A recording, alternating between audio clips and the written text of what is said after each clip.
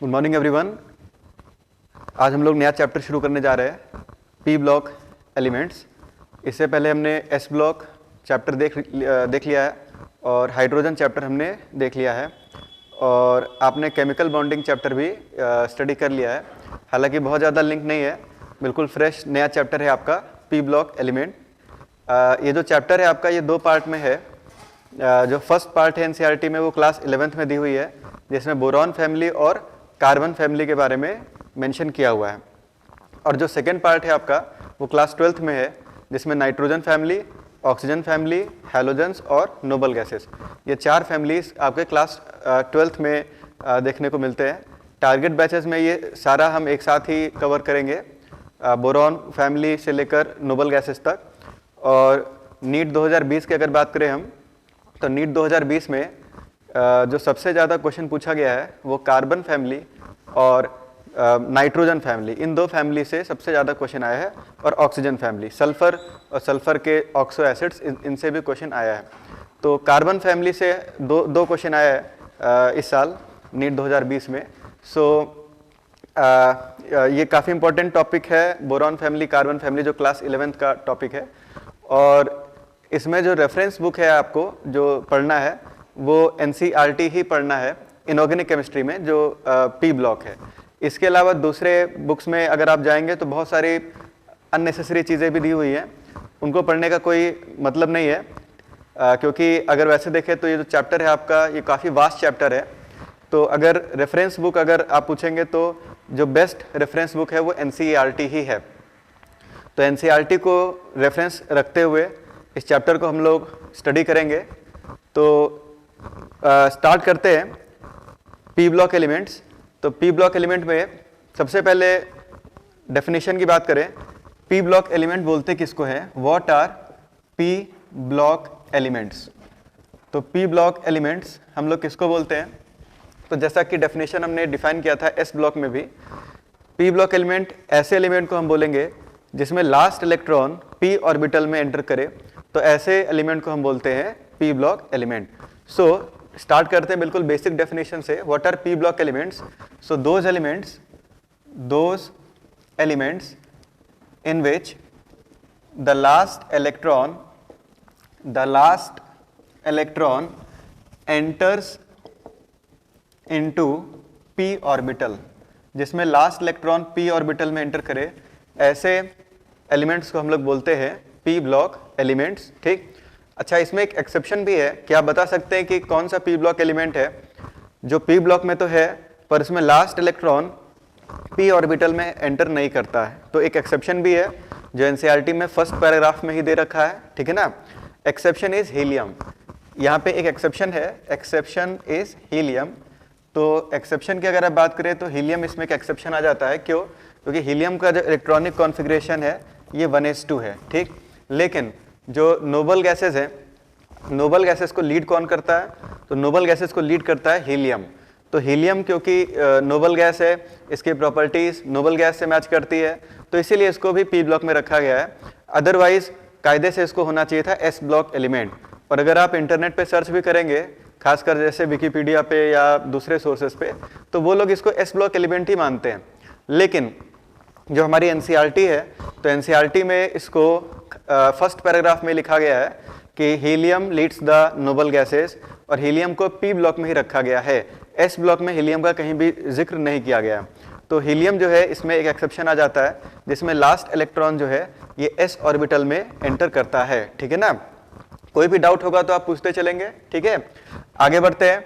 अब general electronic configuration की अगर हम बात करें इन एलिमेंट्स की, तो जनरल इलेक्ट्रॉनिक कॉन्फ़िगरेशन, सो जनरल इलेक्ट्रॉनिक कॉन्फ़िगरेशन, तो यहाँ पे जो जनरल इलेक्ट्रॉनिक कॉन्फ़िगरेशन है इन एलिमेंट्स का, तो जनरल इलेक्ट्रॉनिक कॉन्फ़िगरेशन है वैलेंस शेल का, तो ये हो जाएगा आपका NS2NP126। तो ये आपका हो जाएगा जनरल इलेक्ट्रॉनिक कॉन्फ़िगरेशन। इसके पहले नोबल गैस होगा, ठीक है ना, पहले नोबल गैस लिखेंगे फिर NS2NP126, तो ये हो जाएगा आपका जनरल इलेक्ट्रॉनिक कॉन्फ़िगरेशन, ठीक। अच्छा, इसके बाद इस चैप्टर की इंपॉर्टेंस की बात करते हैं। तो ये जो चैप्टर है आपका, हर साल नीट में अगर हम देखें तो कम से कम 3 से 4 क्वेश्चन, मिनिमम 4 क्वेश्चन पूरे पी ब्लॉक से पूछा जाता है मिनिमम। 4 से ज़्यादा भी क्वेश्चन पूछ सकते हैं। वैसे तो अगर आप देखें तो इनऑर्गेनिक केमिस्ट्री से लगभग 11 से 12 क्वेश्चन आते हैं। इस साल लगभग 13 क्वेश्चन इनऑर्गेनिक केमिस्ट्री से थे, ठीक है ना। तो 12-13 क्वेश्चन इनऑर्गेनिक केमिस्ट्री से होते हैं, जिसमें से अकेले इस चैप्टर से 4 या 5 क्वेश्चन हर साल पूछे जाते हैं। तो काफ़ी इंपॉर्टेंट चैप्टर है और काफ़ी स्कोरिंग चैप्टर है, क्योंकि क्वेश्चन बाहर से कभी नहीं आता है। क्वेश्चन हमेशा जो आप पढ़ते हैं, आपके जो नोट्स हैं उन्हीं से ही पूछा जाता है, ठीक है ना। तो इसीलिए चैप्टर को ध्यान से हम लोग समझते चलेंगे। तो स्टार्ट करते हैं। सबसे जो पहली फैमिली है ये है आपकी बोरॉन फैमिली। अगर आप पूरा पी ब्लॉक देखें तो एक बार हम पी ब्लॉक को बना देते हैं। तो पी ब्लॉक एलिमेंट्स में इसको मैं इरेज कर रहा हूँ, ठीक है। तो पी ब्लॉक एलिमेंट्स में जो पी ब्लॉक के एलिमेंट्स है वो कौन कौन से हैं, तो आप सबको पता है टोटल आपके पास 6 ग्रुप्स हैं पी ब्लॉक में। तो ग्रुप नंबर 13, तो यहाँ पे आपके पास ग्रुप नंबर 13, 14, 15, 16, 17 और 18, टोटल 18 ग्रुप्स हैं। टोटल वैसे तो 18 ग्रुप्स हैं, पी ब्लॉक में 6 ग्रुप हैं, ठीक है ना। 1 2 3 4 5 6। इसमें ग्रुप नंबर 13 में बोरॉन प्रेजेंट है, 14 में carbon family, nitrogen family, oxygen family, halogens यानी फ्लोरीन फैमिली, यहाँ पे नियॉन। हीलियम यहाँ पे लीड कर रहा है नोबल गैसेस को, लेकिन ये इसमें लास्ट इलेक्ट्रॉन पी ऑर्बिटल में एंटर नहीं करता है। अच्छा, बोरॉन के नीचे आपका एलिमेंट कौन सा है, एल्यूमिनियम। इसके नीचे है गैलियम, इंडियम और थैलियम। कार्बन के नीचे एलिमेंट कौन सा है, तो सिलिकॉन, जर्मेनियम, टिन और लेड। नाइट्रोजन के नीचे कौन है, तो फॉस्फोरस, आर्सेनिक, एंटीमनी और बिस्मथ। ऑक्सीजन फैमिली में कौन कौन से एलिमेंट है, तो सल्फर, सेलेनियम, टेलुरियम और पोलोनियम। फ्लोरीन जो है आपका, तो फ्लोरीन नीचे क्लोरीन, ब्रोमीन, आयोडीन और astatine. Helium, neon, argon, krypton, xenon और रेडॉन। अच्छा, जो आपका हीलियम है ये कौन से पीरियड को बिलोंग करता है, तो हीलियम आपका फर्स्ट पीरियड को बिलोंग करता है, boron second period, aluminium third period, gallium, तो गैलियम जो है ये आपका फोर्थ पीरियड को बिलोंग करता है, इंडियम जो है ये फिफ्थ पीरियड को बिलोंग करता है और थैलियम जो है ये आपका सिक्स्थ पीरियड को बिलोंग करता है, ठीक है ना। तो यहाँ पे टोटल 6 पीरियड्स हम डिस्कस करेंगे और ये 18 ग्रुप्स हम लोग डिस्कस करने वाले हैं। अब यहीं पे मैं आपको एक इंपॉर्टेंट चीज और बताना चाहूंगा। यहाँ पे एक इंपॉर्टेंट चीज और ध्यान रखें, जो मैक्सिमम ऑक्सीडेशन स्टेट है इसको मैं यहीं पे लिख दे रहा हूँ, ठीक है ना। इसको ध्यान रखेंगे, फर्स्ट लेक्चर में इसको भी फैमिली का मैक्सिमम ऑक्सीडेशन स्टेट होता है। तो मैक्सिमम ऑक्सीडेशन स्टेट जो है ये होता है number of valence electrons. So number of valence electron is the maximum oxidation state of the, का जो मैक्सिमम ऑक्सीडेशन स्टेट है, ठीक है ना, वो नंबर ऑफ वैलेंस इलेक्ट्रॉन होता है। तो फटाफट आप सब बता सकते हैं कि यहाँ बोरॉन फैमिली जो होगा, यहाँ मैं ऊपर लिख रहा हूँ, बोरॉन फैमिली में इस पूरे फैमिली का जो मैक्सिमम ऑक्सीडेशन स्टेट होगा वो कितना होगा। तो जैसा कि आप सबको पता है बोरॉन फैमिली में जो वैलेंस इलेक्ट्रॉन है वो 3 होते हैं। इस कारण से जो मैक्सिमम ऑक्सीडेशन स्टेट है, मैक्सिमम ऑक्सीडेशन स्टेट, तो बोरॉन फैमिली का जो मैक्सिमम ऑक्सीडेशन स्टेट है ये हो जाएगा +3, ठीक। मैक्सिमम ऑक्सीडेशन स्टेट कितना हो जाएगा, +3। कार्बन फैमिली का कितना होगा, तो ये हो जाएगा +4। नाइट्रोजन फैमिली का +5, क्यों, क्योंकि वैलेंस इलेक्ट्रॉन्स कितने होते हैं, 5 होते हैं। ऑक्सीजन फैमिली का मैक्सिमम ऑक्सीडेशन स्टेट कितना होगा, सो +6। हैलोजेंस का कितना हो जाएगा, +7 और नोबल गैसेस का कितना हो जाएगा, +8। जैसे जेनॉन है तो जेनॉन का मैक्सिमम ऑक्सीडेशन स्टेट +8 तक जाता है। तो मैक्सिमम ऑक्सीडेशन स्टेट जो है this is equal to number of valence electron. अच्छा, अब वैसे तो हम ऑक्सीडेशन स्टेट सारे फैमिली का अलग अलग भी डिस्कस करेंगे, लेकिन मैक्सिमम ऑक्सीडेशन स्टेट आपको पता होना चाहिए। तो अगर कोई आपसे पूछ ले कि भाई हैलोजेंस का मैक्सिमम ऑक्सीडेशन स्टेट कितना पॉसिबल है, तो maximum oxidation state can be +7। जैसे क्लोरीन है आपका, तो HClO4 पर क्लोरिक एसिड, तो HClO4 में क्लोरीन +7 में मिलता है। लेकिन जो सेकंड पीरियड के एलिमेंट्स होते हैं ये मैक्सिमम ऑक्सीडेशन स्टेट शो नहीं कर पाते हैं, ठीक है ना, कुछ को छोड़कर।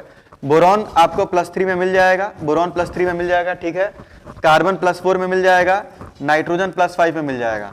लेकिन ये जो ऑक्सीजन है आपका ये मैक्सिमम आपको +2 में ही मिलेगा। क्यों? क्योंकि ऑक्सीजन अपनी वैलेंसी एक्सपेंड नहीं कर सकता है, ऑक्सीजन 2 ही बॉन्ड बना सकता है या मैक्सिमम 3 तक बना सकता है, लेकिन सल्फर जो है ये 6 तक बना सकता है।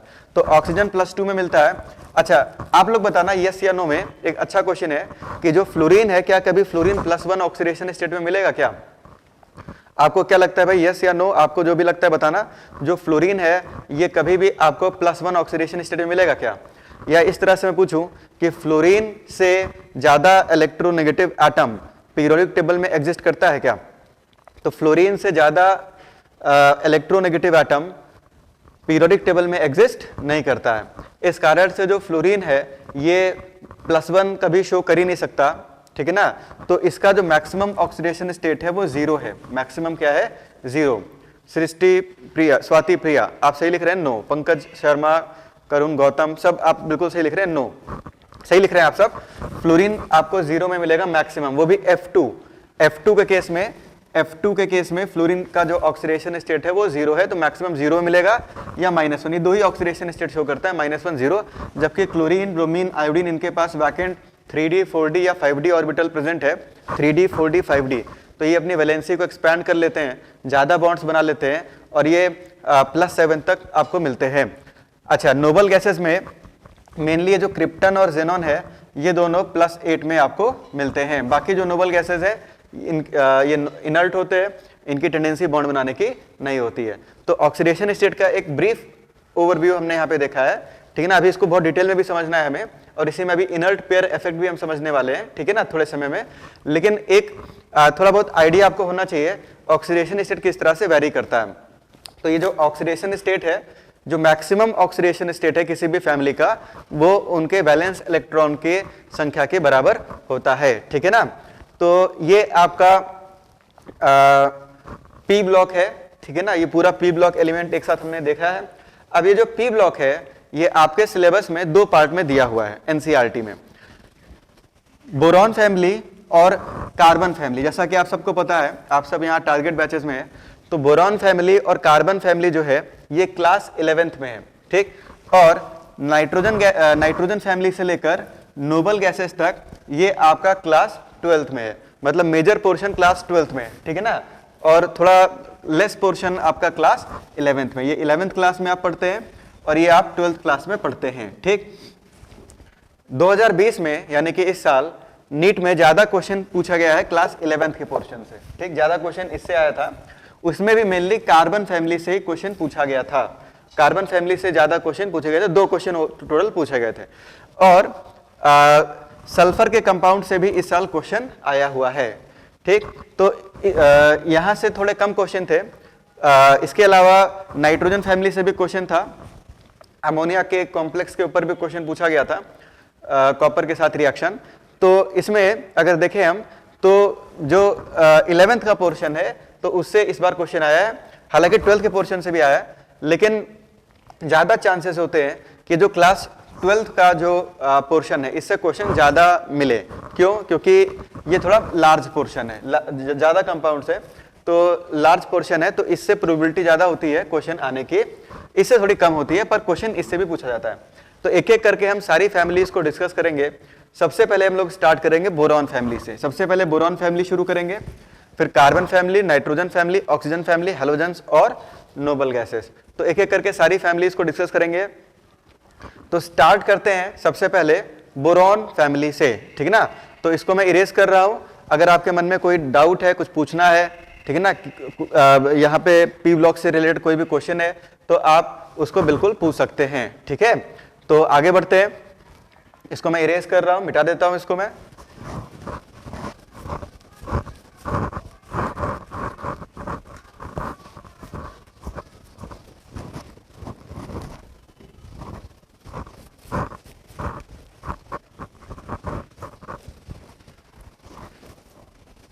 तो सबसे पहला जो फैमिली है आपका ये है बोरॉन फैमिली। तो सबसे पहले स्टार्ट करते हैं बोरॉन फैमिली से। बोरॉन फैमिली जो है इसका ग्रुप नंबर 13th है। तो ये जो फैमिली है आपका, इसका ग्रुप नंबर जो है ये 13th है, 13 ग्रुप के एलिमेंट्स है। तो सबसे पहले बात करें एलिमेंट्स कौन कौन से हैं। तो हमने पीरियोडिक टेबल में भी ट्रिक याद किया था, एलिमेंट कौन कौन से हैं। तो आपके पास एलिमेंट है यहाँ पे बोरॉन, बोरॉन के अलावा एल्यूमिनियम, गैलियम, इंडियम और थैलियम। तो यहाँ पे जो एलिमेंट्स है अपने पास ग्रुप नंबर 13 में बोरॉन फैमिली में, तो बोरॉन फैमिली के एलिमेंट्स कौन कौन से हैं? बोरॉन, एल्यूमिनियम, गैलियम, इंडियम और थैलियम। हालांकि यहाँ पे सबको याद है, पीरियोडिक टेबल में याद करवाया था, लेकिन अगर किसी को नहीं याद है तो फिर से मैं बता देता हूँ। यहाँ पे जो ट्रिक था याद करने का वो था बाल गंगाधर इंडियन तिलक, इस तरह से इसको याद कर सकते हैं, या फिर बैगन आलू गाजर इन थाली या थैला, तो बैगन आलू गाजर इन थैला। तो इस तरह से हम लोग इन एलिमेंट्स को याद रख सकते हैं। अब बात करते हैं मेटल्स और नॉन मेटल की। तो आप सब मुझे बताएं, क्वेश्चन आप सबसे है कि डाउन द ग्रुप मूव करने पर जो मेटालिक नेचर है वो इंक्रीज करता है या डिक्रीज करता है, और क्यों? ठीक है ना, डाउन द ग्रुप जब आप मूव करते हैं और मूविंग डाउन द ग्रुप जो मेटालिक कैरेक्टर है, मेटालिक कैरेक्टर इंक्रीजेस और डिक्रीजेस। तो जैसा कि आप सबको पता है, ये हमने पीरियोडिक टेबल में देखा भी था कि डाउन द ग्रुप मूव करने पर क्योंकि जनरली आयनाइजेशन एनर्जी डिक्रीज करती है, तो इस कारण से इलेक्ट्रॉन को लूज करने की टेंडेंसी बढ़ जाती है, तो इस कारण से इलेक्ट्रोपॉजिटिविटी बढ़ती है, और इलेक्ट्रोपॉजिटिविटी बढ़ने के कारण जो मेटालिक नेचर है वो डाउन द ग्रुप इंक्रीज करता है। ठीक है ना, तो इस कारण से आपका जो थैलियम है ये मेटल हो जाता है क्योंकि मेटालिक नेचर इंक्रीज कर रहा है, और बोरॉन एक नॉन मेटल है। तो देखो, सबसे पहले तो मेटल और नॉन मेटल की बात करें तो boron is a typical non metal, ये एनसीईआरटी का ही स्टेटमेंट है। Boron is a typical non metal, typical non metal, ठीक है। और एल्यूमिनियम से लेकर थैलियम तक, एल्यूमिनियम, गैलियम, इंडियम और थैलियम, ये आपके मेटल्स होते हैं, ये आपके क्या होते हैं? मेटल्स। इसमें भी अगर मैं आपसे पूछूं कि जो मेटालिक नेचर है वो डाउन द ग्रुप क्या होगा, इंक्रीज या डिक्रीज, तो जैसा कि आप सब ने लिखा है यहाँ पे, कुमारी पूजा, दिशा, आकर्ष, स्वाति, पंकज, युक्ता, तो आप सब ने लिखा है कि डाउन द ग्रुप इंक्रीज करता है मेटालिक नेचर। इस कारण से सबसे ज्यादा मेटालिक इसमें कौन सा है? आपका थैलियम है। अच्छा, अब देखो यहाँ पे एक कंट्रोवर्सी है जिसको मैं क्लियर कर दूं। जब आप क्लास 10 तक की एनसीईआरटी देखेंगे, ठीक है ना, क्लास 10th की जब आप एनसीईआरटी देखते हैं तो वहां पे बोरॉन को मेटलॉइड बता रखा है, ठीक है ना। क्लास 10th की जो एनसीईआरटी है उसमें बोरॉन को क्या बता रखा है? मेटलॉइड लिखा भी हुआ है, बोरॉन इज अ मेटलॉइड, ठीक। लेकिन क्लास 11th की जो एनसीईआरटी है और क्लास 12th में भी उन्होंने इस चीज को क्लियर कर दिया है कि बोरॉन जो है ये क्या है? एक नॉन मेटल है। 2-3 जगह पर उन्होंने लिख दिया, अपनी गलती को सुधारी है, उन्होंने लिख दिया कि बोरॉन क्या है? एक नॉन मेटल है, और बोरॉन एक नॉन मेटल होता भी है, ठीक ना। बोरॉन क्या है? एक नॉन मेटल ही है, जबकि क्लास 10th की एनसीईआरटी में थोड़ा सा वहां एरर है, वहां पे उन्होंने मेटलॉइड लिखा हुआ है। और आप इंटरनेट पे भी देखेंगे तो कई जगह पर बोरॉन को मेटलॉइड बताया गया है, जबकि बोरॉन मेटलॉइड नहीं है। इसको ध्यान रखना है आपको, एनसीईआरटी भी साफ साफ लिखता है और 2-3 जगह पर लिखता है इसी चैप्टर में कि boron is a typical non metal, ठीक है ना। और एल्यूमिनियम, गैलियम, इंडियम और थैलियम ये सारे क्या है? मेटल्स हैं। और यहाँ पे एनसीईआरटी इसको सॉफ्ट मेटल बोलता है, इनको क्या बोलता है? Soft metals. These are soft metals, क्योंकि यहाँ पे अगर देखें जैसे गैलियम है तो इन सबका जो मेल्टिंग पॉइंट है वो बहुत ज्यादा नहीं होता है, हालांकि एल्यूमिनियम का ज्यादा है, पर ये सॉफ्ट मेटल्स हैं, बहुत हार्ड मेटल्स नहीं है। जैसे आयरन, कॉपर, ये सब आपके थोड़े हार्ड मेटल्स है, इनको हम बोल सकते हैं कि सॉफ्ट मेटल्स हैं, जिसमें से इंडियम और थैलियम का जो मेटालिक नेचर है वो ज्यादा है। इंडियम और थैलियम जनरली आयनिक कंपाउंड से फॉर्म करते हैं क्योंकि इनमें मेटालिक नेचर ज्यादा है, जबकि जो आपका एल्यूमिनियम है ये इसमें मेटालिक नेचर कम है, तो ये कोवेलेंट कंपाउंड से फॉर्म करता है, और बोरॉन तो कोवेलेंट कंपाउंड ही फॉर्म करता है, ठीक ना। बोरॉन आयनिक कंपाउंड फॉर्म नहीं करता है, ठीक है, रेयरली फॉर्म करता है। क्यों? क्योंकि अगर आप B3+ आयन की बात करेंगे तो B3+, तो जैसा कि मैंने आपको बताया बोरॉन एक नॉन मेटल है, और नॉन मेटल की टेंडेंसी इलेक्ट्रॉन लूज करने की नहीं होती है, तो इसके लिए जो IE1, IE2 और IE3 का जो समेशन होगा ये काफी ज्यादा होगा, ठीक है ना। इसके लिए first ionization energy, second ionization energy और थर्ड आयनाइजेशन एनर्जी का जो समेशन होता है वो काफी ज्यादा होता है, क्योंकि बोरॉन एक नॉन मेटल है, तो इस कारण से ये इलेक्ट्रॉन लूज नहीं कर पाता है, और B3+ आयन्स हमें बहुत रेयरली मिलते हैं।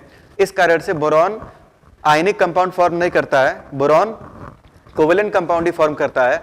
एल्यूमिनियम जो है वो बीच में फंसा हुआ है, एल्यूमिनियम जो है ये कोवेलेंट कंपाउंड भी फॉर्म करता है और आयनिक कंपाउंड, दोनों तरह के कंपाउंड से फॉर्म करता है, जबकि गैलियम, इंडियम और थैलियम ये मोस्टली आयनिक कंपाउंड ही फॉर्म करते हैं क्योंकि मेटालिक नेचर ज्यादा है। ठीक, तो कोई डाउट होगा तो आप लोग पूछते चलेंगे।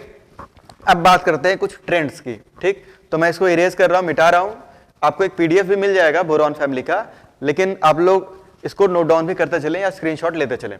तो मैं इसको इरेज कर रहा हूं। नेक्स्ट अब कुछ प्रॉपर्टीज की बात करेंगे, तो कुछ वेरिएशंस इन प्रॉपर्टीज। तो वेरिएशन इन प्रॉपर्टीज, तो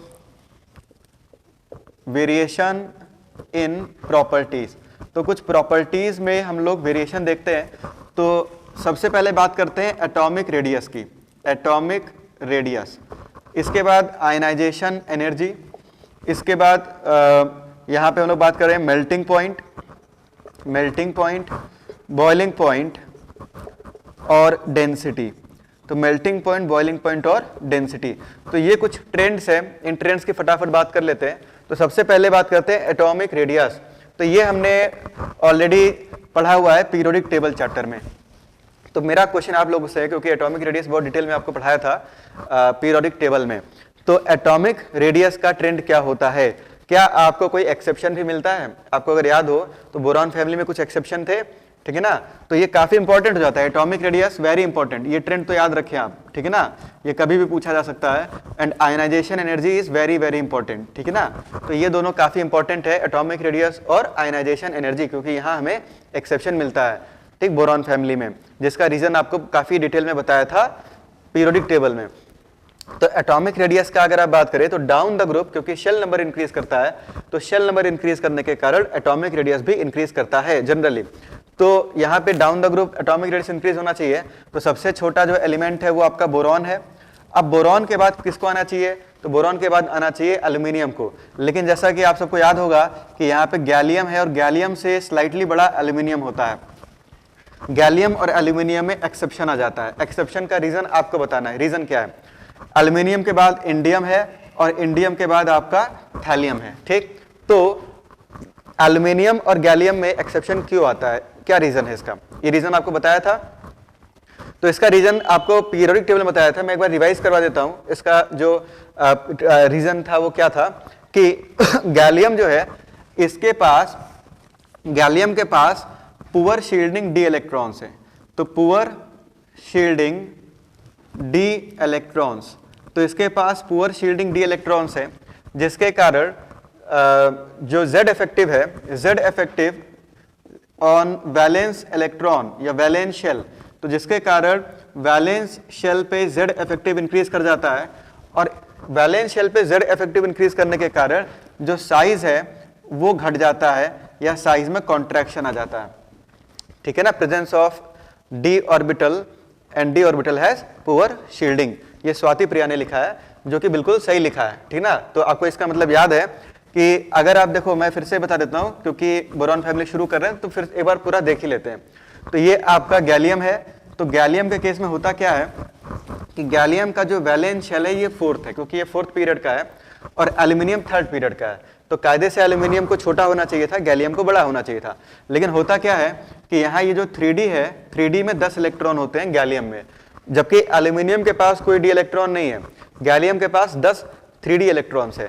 तो इनर शेल में, यानी कि थर्ड शेल में, ये जो 10 डी इलेक्ट्रॉन्स है, इन 10 डी इलेक्ट्रॉन की शील्डिंग हो जाती है पुअर। ये 10 इलेक्ट्रॉन न्यूक्लियस को शील्ड नहीं कर पाते हैं, और यहाँ पे प्रोटॉन्स की संख्या बढ़ जाती है। भाई एल्यूमिनियम से ज्यादा प्रोटॉन किसके पास है? गैलियम के पास है, ठीक, क्योंकि एटॉमिक नंबर ज्यादा है। तो गैलियम का एटॉमिक नंबर ज्यादा है तो प्रोटॉन की संख्या बढ़ गई, और इनर इलेक्ट्रॉन तो शील्ड ही नहीं कर पा रहे हैं। तो वैलेंस इलेक्ट्रॉन पे जो Z इफेक्टिव होगा वो बढ़ जाएगा, और Z इफेक्टिव अगर बढ़ जाएगा तो फोर्स ऑफ अट्रैक्शन बढ़ जाएगा, तो साइज में कॉन्ट्रैक्शन आ जाएगा, और इस कारण से जो गैलियम है इसका साइज छोटा हो जाता है, ठीक। तो इसका रीजन आपको मैंने कहाँ बताया था? पीरियोडिक टेबल में लिखवाया था। आगे बढ़ते हैं, बात करते हैं आयनाइजेशन एनर्जी। इस पे तो वेरी वेरी इंपॉर्टेंट लगा ले, क्योंकि ये अभी रिसेंटली JEE में पूछा हुआ क्वेश्चन है, ट्रेंड पूरा पूछा गया था, तो इसीलिए ये ट्रेंड वापस से आपसे पूछा जा सकता है नीट में भी, ठीक है ना, क्योंकि एक्सेप्शनल केस है तो इस पे क्वेश्चन बन जाता है, क्वेश्चन आ सकता है, बहुत प्रोबेबिलिटी है कि क्वेश्चन आ जाए। तो इसका ट्रेंड क्या था? तो इसका बहुत इर्रेगुलर सा ट्रेंड था। सबसे ज्यादा जो आयनाइजेशन एनर्जी है वो बोरॉन की है, बोरॉन के बाद थैलियम की है, थैलियम के बाद फिर आपका गैलियम आता है, गैलियम से स्लाइटली कम एल्यूमिनियम का है और सबसे कम इंडियम का है। अब क्वेश्चन ये है कि भाई थैलियम का आयनाइजेशन एनर्जी इतना बढ़ क्यों गया, क्योंकि डाउन द ग्रुप तो घटता है, ठीक है ना, डाउन द ग्रुप तो घटता है। पहले तो बात कर लेते हैं गैलियम और एल्यूमिनियम की, पहले गैलियम और एल्यूमिनियम की कहानी निपटा देते हैं। देखो अगेन वही चीज है कि जो गैलियम है, तो अभी अभी मैंने प्रूव किया कि गैलियम का जो वैलेंस इलेक्ट्रॉन है इस पे Z इफेक्टिव काफी ज्यादा है। तो Z इफेक्टिव अगर ज्यादा है तो इलेक्ट्रॉन इजीली निकलेगा क्या, तो इलेक्ट्रॉन तो इजीली निकलेगा नहीं। तो इलेक्ट्रॉन अगर इजीली नहीं निकलेगा तो एनर्जी हमें क्या करनी पड़ेगी, ज्यादा देनी पड़ेगी। तो इस कारण से गैलियम से इलेक्ट्रॉन निकालने के लिए आयनाइजेशन एनर्जी जो है वो बढ़ जाती है और गैलियम का आयनाइजेशन एनर्जी एल्यूमिनियम से ज्यादा हो जाता है। वैसे अगर देखा जाए down the group I decrease करता है, तो एल्यूमिनियम का आयनाइजेशन एनर्जी ज्यादा होना चाहिए था, लेकिन ज्यादा किसका है, गैलियम का है, due to increase in the Z effective. और थैलियम के केस में क्या मैं सीधा लिख सकता हूं, यहां पे लैंथेनॉइड कॉन्ट्रैक्शन हो जाता है, यस या नो, आपको अगर याद हो तो। क्या थैलियम के केस में लैंथेनॉइड कॉन्ट्रैक्शन के कारण जो उसका साइज है वो छोटा हो जाता है और वैलेंस इलेक्ट्रॉन पे Z इफेक्टिव काफी ज्यादा हो जाता है, क्योंकि थैलियम के पास poor shielding F electrons present है। थैलियम के पास क्या प्रेजेंट है, F इलेक्ट्रॉन्स, और F इलेक्ट्रॉन्स की जो शील्डिंग होती है वो तो और भी ज्यादा पुअर होती है, बहुत ही ज्यादा खराब होती है, या यूं बोले नेग्लिजिबल शील्डिंग होती है F इलेक्ट्रॉन्स की। और ये जो 14 F इलेक्ट्रॉन्स होंगे वो और भी पुअर शील्डिंग शो करेंगे, तो वैलेंस इलेक्ट्रॉन पे Z इफेक्टिव और भी बढ़ जाएगा, और जब Z इफेक्टिव बढ़ जाएगा तो इलेक्ट्रॉन को निकालना मुश्किल हो जाएगा। तो due to lanthanoid contraction thallium का जो आयनाइजेशन एनर्जी है वो बढ़ जाता है। कायदे से इसको सबसे पीछे होना चाहिए था, क्यों, क्योंकि down the group ionization energy decrease करता है, तो थैलियम को होना चाहिए था सबसे पीछे, ठीक है ना, लेकिन ड्यू टू लैंथेनॉइड कॉन्ट्रैक्शन के कारण Z इफेक्टिव बढ़ जाता है वैलेंस इलेक्ट्रॉन पे, और इसका आयनाइजेशन एनर्जी बढ़ जाता है और बढ़ के ये सेकंड नंबर पे आ जाता है। तो ये जो ट्रेंड है, ये ट्रेंड आपको याद रखना पड़ेगा, ठीक है ना, इसीलिए मैंने इस पे लिख दिया वेरी वेरी इंपॉर्टेंट। तो अगर आयनाइजेशन एनर्जी का ट्रेंड आपसे पूछ लिया जाए तो ये ट्रेंड आप बता देना कि भाई थैलियम जो है आगे आ जाएगा और गैलियम एल्यूमिनियम में गैलियम का ज्यादा होता है स्लाइटली, इन दोनों का लगभग सेम ही होता है। इसका जहां तक मुझे ध्यान है 5.01 इलेक्ट्रॉन वोल्ट है और इसका 5.00 है, मतलब कि 0.01 इलेक्ट्रॉन वोल्ट का डिफरेंस होता है, जो कि नेग्लिजिबल है। तो इसीलिए गैलियम और एल्यूमिनियम का जो आयनाइजेशन एनर्जी है ये बिल्कुल बराबर ही है, बहुत डिफरेंस नहीं है, ठीक है ना, स्लाइटली ज्यादा गैलियम ही है, बहुत स्लाइटली ज्यादा है, 0.01 इलेक्ट्रॉन वोल्ट का डिफरेंस होता है बस। अच्छा, अब आते हैं मेल्टिंग पॉइंट पे। तो देखो भाई, मेल्टिंग पॉइंट का जो ऑर्डर है यहाँ पे इरेगुलर मिलने वाला है, क्यों, एस ब्लॉक में एक रेगुलर ऑर्डर था। एस ब्लॉक में हमने देखा था कि down the group melting point decrease कर रहा था, और डिक्रीज करता भी है डाउन द ग्रुप क्योंकि लैटिस पुअर बनता है, लेकिन यहाँ पे इरेगुलर ट्रेंड मिलता है। इरेगुलर ट्रेंड इसलिए मिलता है क्योंकि कुछ एलिमेंट यहाँ पे मेटल है और कुछ एलिमेंट यहाँ पे नॉन मेटल है, ठीक है ना। और यहाँ पे लैटिस पे भी डिपेंड करता है, जो मेल्टिंग पॉइंट है ये डिपेंड करता है कि भाई लैटिस किस तरह का है। बोरॉन क्रिस्टलाइन फॉर्म में मिलता है और क्रिस्टलाइन फॉर्म में मिलता है, और यहाँ पे कोवेलेंट बॉन्ड के थ्रू लैटिस का फॉर्मेशन होता है, और इसका मेल्टिंग पॉइंट सबसे ज्यादा होता है किसका, बोरॉन का। बाकी अगर देखें एल्यूमिनियम, गैलियम, इंडियम और थैलियम ये मेटल्स है, ठीक है ना, लेकिन इन सबसे ज्यादा जो मेल्टिंग पॉइंट है वो बोरॉन का है due to its crystalline form. तो होता क्या है, मेल्टिंग पॉइंट का थोड़ा इरेगुलर सा यहाँ ट्रेंड है, सबसे ज्यादा मेल्टिंग पॉइंट होता है बोरॉन का, ये लगभग 2500 केल्विन के आसपास होता है, ठीक है ना। बोरॉन के बाद नेक्स्ट जो मेल्टिंग पॉइंट है वो होता है एल्यूमिनियम का। अब देखो ये थोड़ा सा याद रखने वाला पोर्शन है, क्यों, क्योंकि कंपैरिजन आप कर ही नहीं सकते, क्यों, क्योंकि बोरॉन एक नॉन मेटल है, एल्यूमिनियम एक मेटल है, तो डिपेंड करता है कि लैटिस किस तरह से फॉर्म हो रहा है। लैटिस अगर अच्छा बन रहा होगा, प्रॉपर लैटिस बन रहा होगा, ठीक है ना, पैकिंग फ्रैक्शन काफी अच्छा होगा, तो ऐसे केस में उसको मेल्ट करना काफी डिफिकल्ट हो जाएगा। तो सब कुछ डिपेंड करता है पैकिंग पे, पैकिंग एफिशिएंसी पे। तो एक एक्सपेरिमेंटल ऑर्डर हमें मिलता है, तो सबसे ज्यादा जो मेल्टिंग पॉइंट है वो बोरॉन का होता है due to its crystalline form, उससे कम होता है एल्यूमिनियम का। उसके बाद फिर आता है नंबर थैलियम का, ठीक है ना, और रीजन मैंने बता दिया, सब कुछ पैकिंग पे डिपेंड करता है।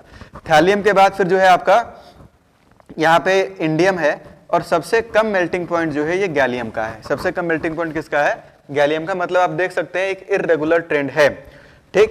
अब थोड़ा रेंज देख लेते हैं, मेल्टिंग पॉइंट कितने से कितने डिग्री तक वेरी करता है। तो होता क्या है कि बोरॉन का जो मेल्टिंग पॉइंट है ये अप्रोक्सीमेटली 2500 केल्विन होता है लगभग, 2400 समथिंग होता है, ठीक है ना।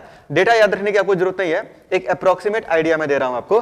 तो बोरॉन का जो मेल्टिंग पॉइंट है ये काफी ज्यादा है, जबकि गैलियम का जो मेल्टिंग पॉइंट है ये मात्र 30 डिग्री सेल्सियस होता है। कितने डिग्री सेल्सियस? केवल और केवल 30 डिग्री सेल्सियस ये होता है, ठीक है ना। तो अगर आप रेंज देखें बोरॉन फैमिली में मेल्टिंग पॉइंट का, तो 30 डिग्री से लेकर ये कहां तक जाता है? 2500 केल्विन, मतलब वही लगभग आपका 2200-2300 डिग्री सेल्सियस तक ये जाएगा, ठीक है ना।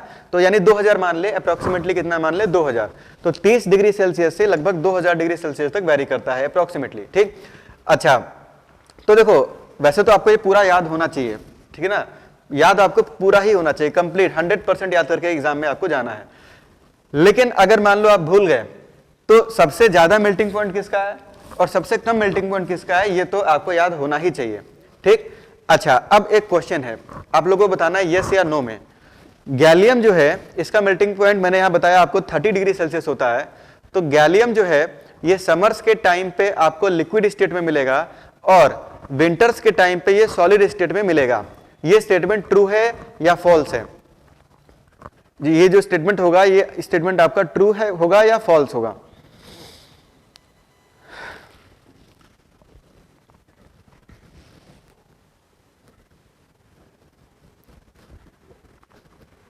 ट्रू, लक्ष्मी रॉय ने लिखा है ट्रू, ठीक है ना, और सही है। ये स्टेटमेंट क्या है? ट्रू है। ये एनसीईआरटी में भी लिखा है, उसको मैं भी लिखवाऊंगा अभी। तो ये स्टेटमेंट बिल्कुल ट्रू है। गैलियम जो है क्योंकि इसका मेल्टिंग पॉइंट बहुत कम है, 30 डिग्री सेल्सियस है, तो होता क्या है कि समर्स के टाइम पर जब टेम्परेचर 35 डिग्री 40 डिग्री तक पहुंच जाता है, और अगर आप राजस्थान जाएंगे तो वहां तो 45 डिग्री और 50 डिग्री सेल्सियस तक भी टेम्परेचर चला जाता है। तो ऐसे केस में ये जो आपका गैलियम है ये मेल्ट कर जाएगा और लिक्विड स्टेट में चला जाएगा।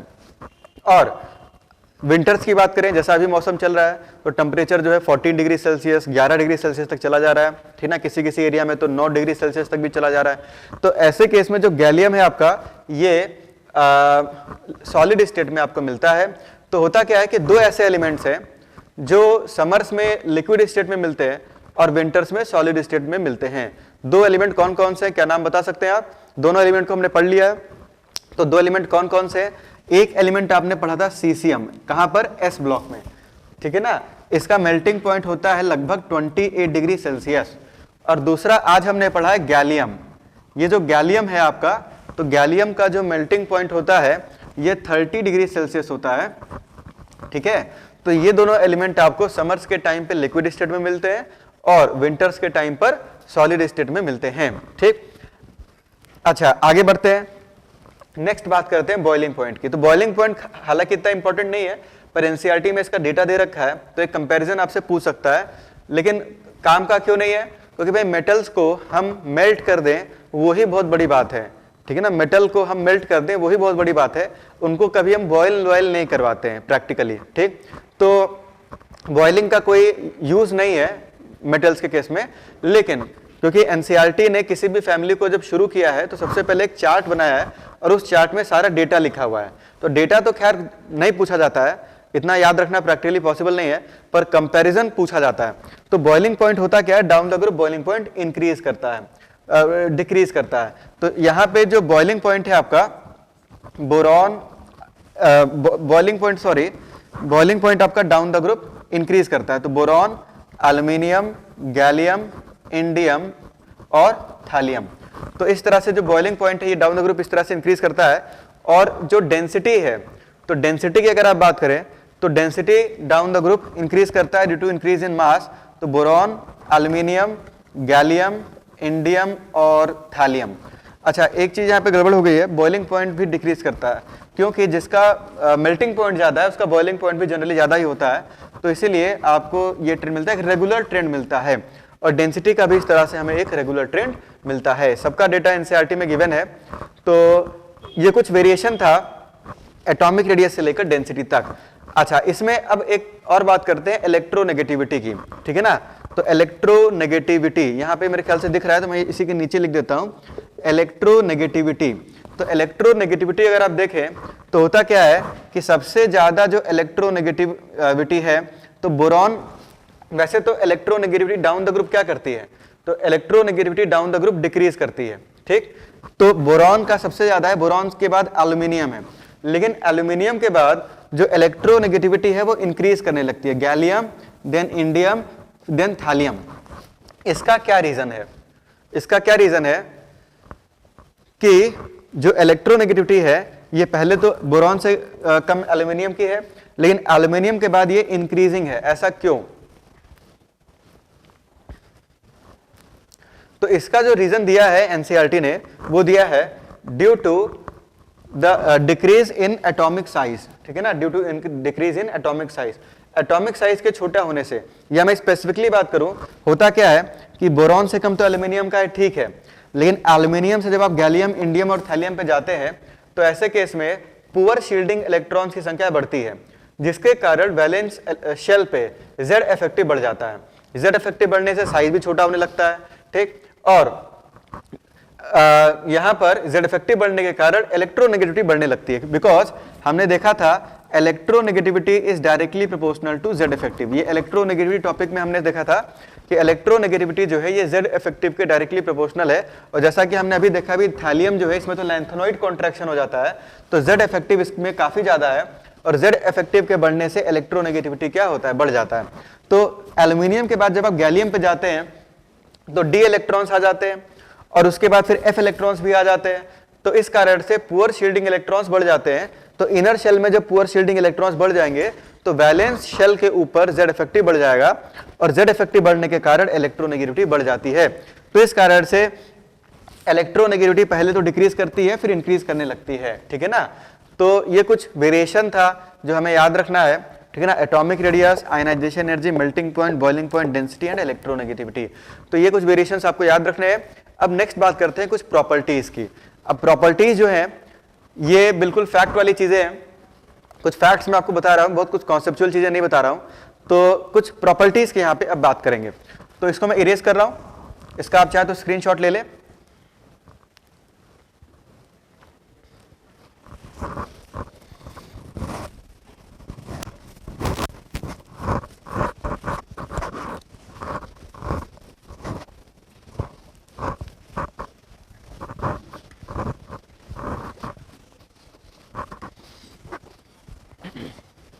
यहां तक अगर किसी को कोई डाउट हो तो आप बिल्कुल पूछ सकते हैं। ठीक है, चैट सेक्शन में आपके लिए अवेलेबल है, तो आप कुछ भी यहाँ पे डाउट हो तो आप पूछ सकते हैं। आगे बढ़ते हैं, नेक्स्ट बात करते हैं प्रॉपर्टीज की। कुछ इंपॉर्टेंट प्रॉपर्टीज की बात करते हैं। प्रॉपर्टीज, तो प्रॉपर्टीज में सबसे पहला पॉइंट तो ये है कि बोरॉन, ये जो एलिमेंट है आपका, ये एक नॉन मेटल है।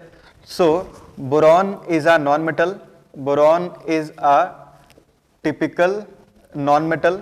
तो बोरॉन एक नॉन मेटल होता है। ठीक है ना, ये ब्लैक कलर का सॉलिड होता है, black coloured solid, black coloured solid, ये ब्लैक कलर का सॉलिड होता है। ठीक है ना, क्रिस्टलाइन फॉर्म में ये बहुत सारे एलोट्रोप से मिलता है। It has many allotropes, it has many allotropes. लेकिन अच्छी बात यह है कि एलोट्रोप्स ऑफ बोरॉन आपके सिलेबस में नहीं है। जैसे कि एक एग्जांपल लेते हैं B12, तो B12 जो है इसका एक एलोट्रोप है। अच्छा, ये एलोट्रोप क्या होते हैं? देखो, गौतम राज पूछ रहे हैं कि why boron is more electronegative than aluminium. तो ऐसा है कि ये बताओ आप कि बोरॉन और एल्यूमिनियम दोनों के पास डी इलेक्ट्रॉन्स हैं क्या, गौतम राज? तो बोरॉन और एल्यूमिनियम दोनों के पास डी इलेक्ट्रॉन्स नहीं है। ठीक है ना, तो दोनों के पास अगर डी इलेक्ट्रॉन्स नहीं है तो ये पुअर शील्डिंग वाला फैक्टर इनके ऊपर लगेगा क्या, यस या नो? तो पुअर शील्डिंग वाला जो फैक्टर है वो इनके ऊपर लगेगा ही नहीं। और जैसा कि हम सब जानते हैं कि डाउन द ग्रुप मूव करने पर इलेक्ट्रोनेगेटिविटी डिक्रीज करता है। क्यों डिक्रीज करता है? आपको रीजन बताया था ना पीरियोडिक टेबल चैप्टर में, इलेक्ट्रोनेगेटिविटी में, कि डाउन द ग्रुप मूव करने पर क्योंकि एटॉमिक साइज बढ़ता है, शेल नंबर बढ़ता है, तो शेल नंबर बढ़ने के कारण न्यूक्लियस से वैलेंशियल दूर चला जाता है, और इस कारण से इलेक्ट्रॉन को खींचने की टेंडेंसी उसकी घट जाती है। ठीक, तो यहाँ पे बिल्कुल सिंपल सा फैक्टर है कि बोरॉन और एल्यूमिनियम में एल्यूमिनियम का एटॉमिक साइज बढ़ जाता है, और एटॉमिक साइज बढ़ने के कारण उसकी इलेक्ट्रोनेगेटिविटी घट जाती है। दोनों के पास पुअर शील्डिंग डी इलेक्ट्रॉन्स नहीं होते हैं, तो यहाँ पे वो फैक्टर लगता ही नहीं है। जबकि एल्यूमिनियम से जब आप गैलियम पे आते हैं तो होता क्या है कि गैलियम का एक तो साइज भी छोटा हो गया, भाई साइज बढ़ने के जहाँ क्या हो गया, छोटा हो गया, अभी बताया था ना एक्सेप्शन में, तो गैलियम का साइज छोटा हो गया।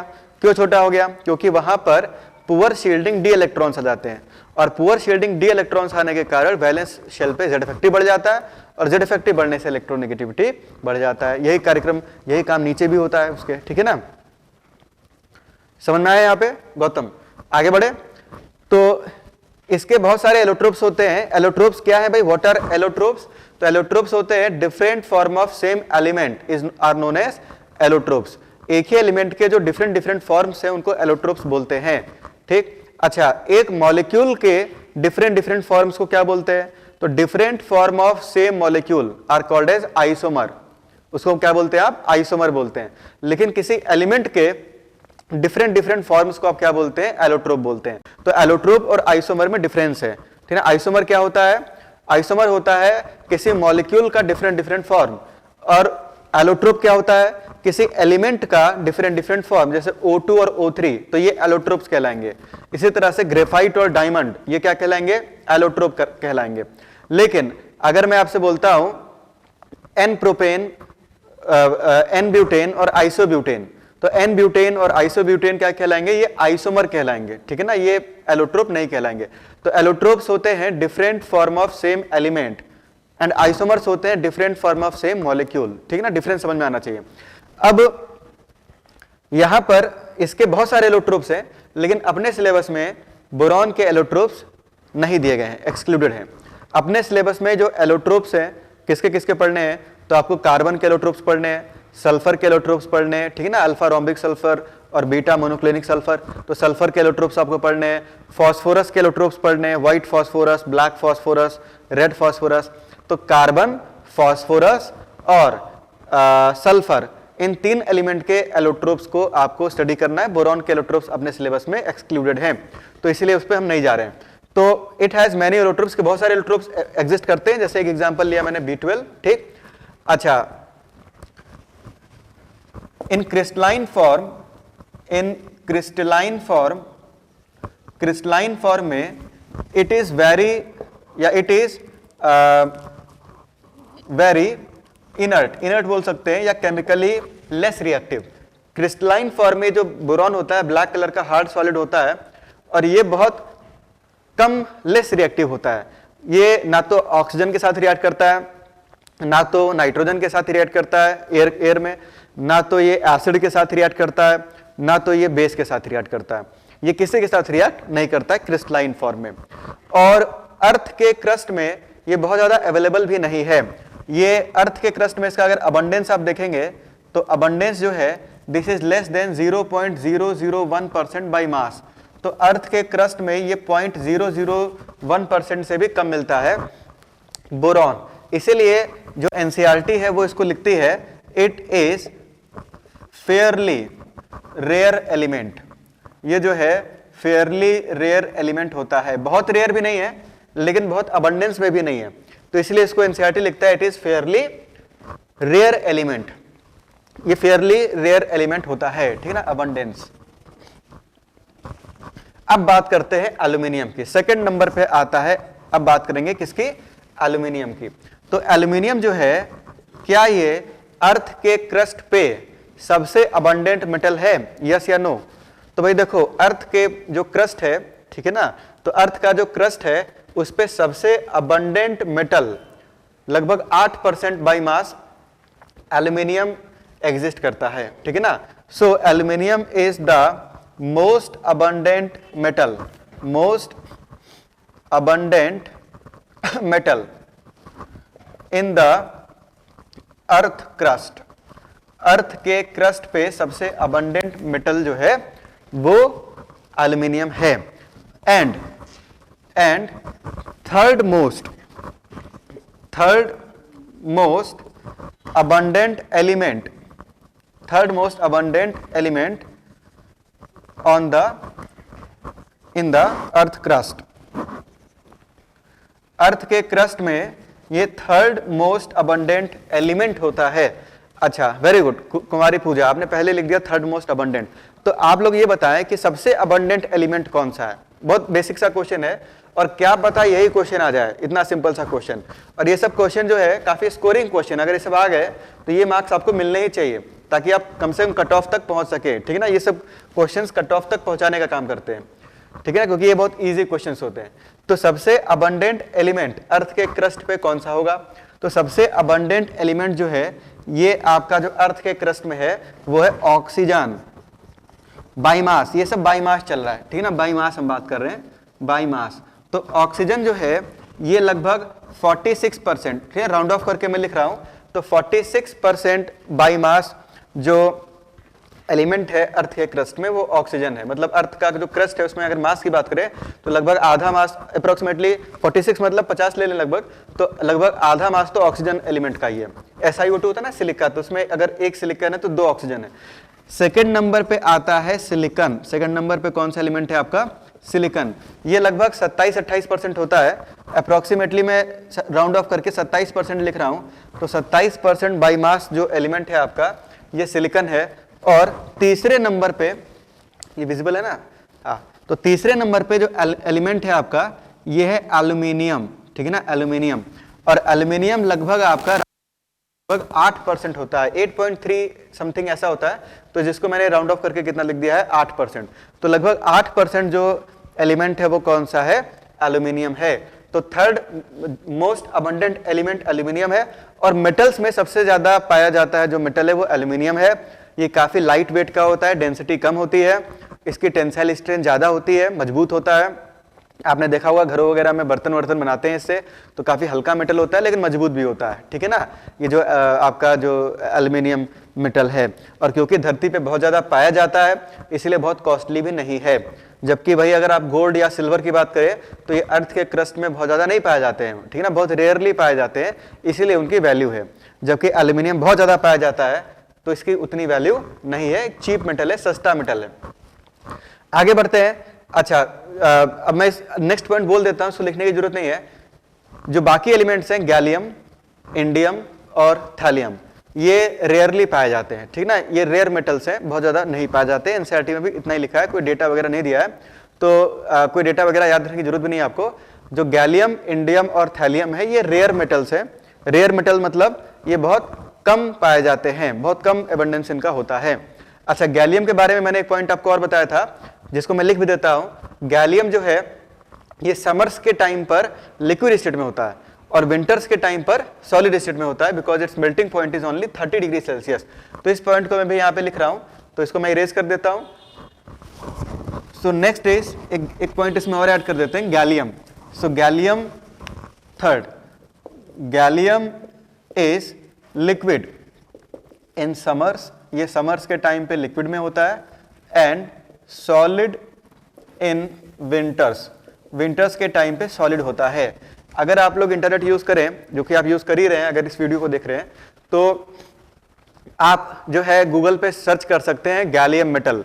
तो गैलियम आप सर्च करेंगे तो वो आपको लिक्विड स्टेट में मिलेगा, ठीक है ना। उसको अगर कोई ग्लव्स पहन के हाथ पे रख ले तो वो बिल्कुल मेल्ट कर जाता है। क्यों? क्योंकि या मुट्ठी में उसको बंद कर ले तो वो मेल्ट कर जाता है। क्यों? क्योंकि भाई उसका मेल्टिंग पॉइंट कितना है, मात्र 30 डिग्री सेल्सियस है, और human body temperature 37 degree Celsius है, ठीक है ना। तो ये जो गैलियम है सिल्वरी व्हाइट कलर का मेटल होता है, तो सॉलिड इन विंटर्स, बिकॉज इसका रीजन क्या है, because it's melting point is 30 degree Celsius. इसका मेल्टिंग पॉइंट केवल कितना है, 30 डिग्री सेल्सियस है, ठीक। अच्छा, इसके बाद नेक्स्ट अगर आप देखें तो इसका बॉइलिंग पॉइंट काफी ज्यादा है। It has very high boiling point, it has very high boiling point, जो कि अप्रोक्सीमेटली ये आपका वही लगभग 2200 डिग्री सेल्सियस के आसपास है, ठीक है ना। तो इस कारण से therefore it is used for measurement of high temperatures, measurement of high temperature, ठीक है ना। अगर आपको बहुत हाई टेम्परेचर को मेजर करना है तो आप लोग बताना यस या नो में कि क्या आप गैलियम को यूज कर सकते हैं in place of mercury. Thermometers में क्या आप गैलियम को यूज कर सकते हैं? बहुत अगर हाई टेम्परेचर अगर आपको मेजर करना है तो आप जो है गैलियम को यूज कर सकते हैं, क्योंकि ऐसे तो ये लिक्विड स्टेट में मिलता ही है, 30 डिग्री सेल्सियस इसका मेल्टिंग पॉइंट है, और इसका बॉइलिंग पॉइंट काफी ज्यादा है, ठीक है ना, 2000 डिग्री सेल्सियस के आसपास है।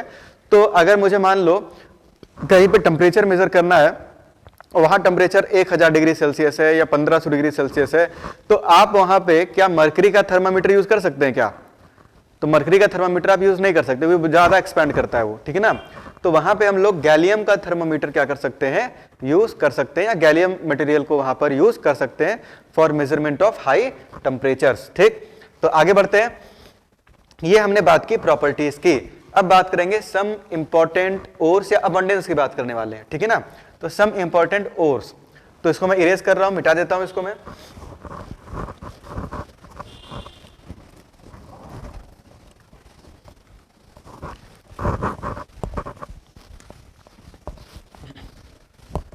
तो नेक्स्ट अब बात करते हैं ओर्स की, ठीक है ना, ओर्स। तो इसमें देखो इस चैप्टर में मेनली दो एलिमेंट पे फोकस किया गया है, बोरॉन और एल्यूमिनियम। तो उन्हीं दोनों के ओर्स भी यहां मेंशन है, तो वही मैं यहां पे आपको बता रहा हूं। सबसे पहले ओर्स ऑफ बोरॉन, तो ओर्स ऑफ बोरॉन, बोरॉन के ओर्स या बोरॉन हमें कहां कहां मिलता है। तो इसका जो सबसे कॉमन ओर है यह है आपका बोरैक्स। जल्दी से आप लोग बताना यहां पे मेरे लिखने से पहले बोरैक्स का फॉर्मूला क्या होता है, ये तो आपको याद होना ही चाहिए, ठीक है ना। जब तक केमिस्ट्री पढ़ रहे हैं तब तक याद होना चाहिए आपको। तो बोरैक्स का फॉर्मूला क्या होता है, अभी आगे चल के पूरा इसके बारे में बहुत डिटेल देखने वाले लोग। तो इसका फॉर्मूला है Na2B4O7.10H2O डॉट 10H2O। अभी इसका स्ट्रक्चर वगैरह भी हम लोग देखेंगे, हाइब्रिडाइजेशन ज्योमेट्री सब देखेंगे इसका, ठीक है ना। केज लाइक स्ट्रक्चर होता है। तो सबसे पहले तो ये बोरैक्स में आपको मिलता है, ठीक है ना, बोरैक्स में आपको मिलता है। दूसरा इसका है करनाइट। दूसरा इंपॉर्टेंट जो ओर है यह है करनाइट। करनाइट का फॉर्मूला होता है Na2B4O7.4H2O। तो ये करनाइट में आपको मिलता है। ये सब आपको याद रखना है, ये सब फॉर्मूले जो हैं, ठीक है ना, ओर्स और उनके फॉर्मूले आपको याद रखने हैं। इसके बाद तीसरा ये आपको बोरिक एसिड में पाया जाता है, बोरिक एसिड, ऑर्थोबोरिक एसिड भी लिखते हैं। तो बोरिक एसिड का जो फॉर्मूला है ये H3BO3 होता है, या फिर इसको BOH का होल थ्राइस भी लिखते हैं, ठीक है ना। तो ये आपको ऑर्थोबोरिक एसिड के फॉर्म में भी मिलता है। और लास्ट है और वेरी इंपॉर्टेंट कोलेमेनाइट।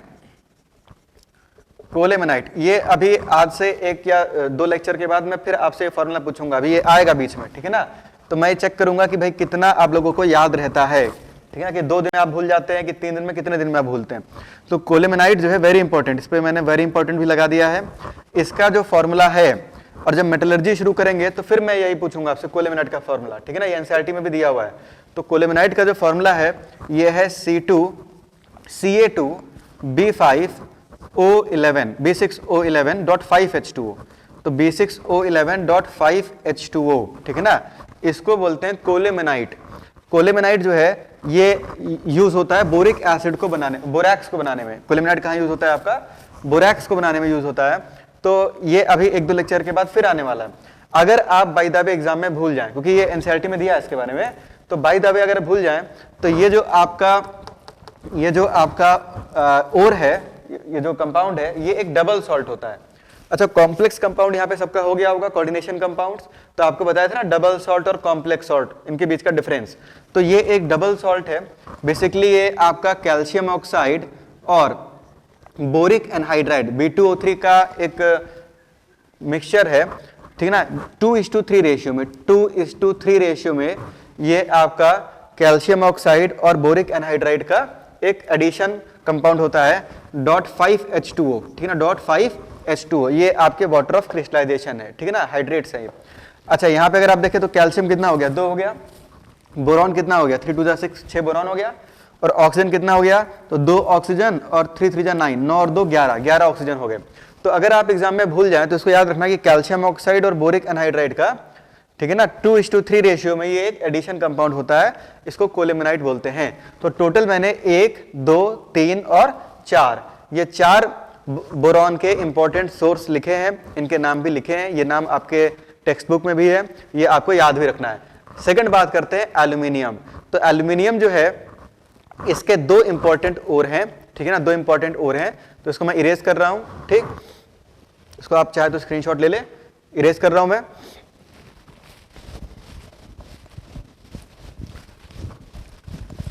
नेक्स्ट अब बात कर रहे हैं हम लोग एल्यूमिनियम की, ठीक है ना। तो एल्यूमिनियम जो है, सेकंड इज एल्यूमिनियम। एल्यूमिनियम के दो इंपॉर्टेंट और हैं। सबसे पहला है बॉक्साइट। बॉक्साइट का फॉर्मूला मैं नहीं लिखूंगा, बॉक्साइट का फॉर्मूला आप लिखेंगे, ठीक है ना। आप सब जो है यहाँ पे बॉक्साइट बचपन से सुनते आ रहे हैं, बॉक्साइट का फॉर्मूला आप बताएं, और जिनको याद है वो तो बताना ही है, उनको कंपलसरी है बॉक्साइट। और दूसरा जो है क्रायोलाइट, क्रायोलाइट, ठीक है ना। बॉक्साइट एंड क्रायोलाइट, ये दो very important ores of aluminium, ठीक ना, वेरी वेरी इंपॉर्टेंट। ये फॉर्मूला आपको याद रखना है। जहां जहां पे मैंने वेरी इंपॉर्टेंट लगा दिया है तो वो तो आपको याद होना चाहिए, ठीक। तो बॉक्साइट, बॉक्साइट का फॉर्मूला क्या होता है? तो ये जो बॉक्साइट है आपका, ये बेसिकली एल्यूमिनियम ऑक्साइड होता है, Al2O3 X वेरी करता है, X की सबसे कॉमन वैल्यू 2 है। 11th की एनसीईआरटी में तो उसने सीधा 2 ही लिख दिया है, जबकि X की वैल्यू वेरी करती है, ठीक है ना। तो यहाँ पे ये आपका बॉक्साइट है, ठीक। क्रायोलाइट, क्रायोलाइट जो है ये कॉम्प्लेक्स है Na3Al(F6), इस कॉम्प्लेक्स को हम लोग बोलते हैं क्रायोलाइट। क्या बोलते हैं इसको? क्रायोलाइट।